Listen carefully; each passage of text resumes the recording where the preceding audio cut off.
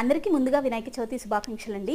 మీరు ఎలా జరుపుకున్నారు వినాయక చవితి? వినాయక చవితి అంటేనే కొత్త ఉత్సాహంగా ఉంటుంది కదా, పిల్లలకైతే ఇంకా చాలా ఉత్సాహంగా ఉంటుందండి. చూసారా మా వినాయకుడిని ఎలా ఉన్నాడో, చాలా ముద్దుగా ఉన్నాడు కదా. ఇదిగోండి పూజ మొత్తం వచ్చింది, ఇంకా పూజ జరుగుతుంది. చూసారా పూజ మొత్తం అయిపోయింది, వినాయకుడిని పత్తితో అంతా నింపేశాము. మీరు ఎలా జరుపుకుంటున్నారు వినాయక చవితి?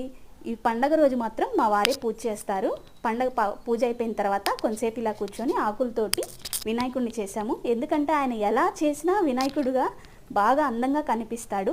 పండగ పూట సంతోషంగా అందరూ పూజ చేసుకొని కొంతసేపు అలా కూర్చున్న తర్వాత అందరూ కలిసి భోంచేయడంలో ఉన్న ఆనందం ఇంకెన్ని కోట్లు పెట్టినా రాదు కదండి ఆనందం. చూసారా అంతా అయిపోయిన తర్వాత ఇలా మాడపాకు ఇస్తరపాకులో భోంచేయడం అంటే చాలా బాగుంటుంది. మన పెద్దవాళ్ళందరూ ఇందులోనే తినేవాళ్ళు. మనం ఇప్పుడు డిస్పోజల్స్ ప్లేట్లు అంటూ ఉన్నాము, కానీ అప్పట్లో అయితే దీంట్లోనే తినేవాళ్ళు. వీడియో చూస్తున్నారు కానీ లైక్ చేయట్లేదు. సబ్స్క్రైబ్.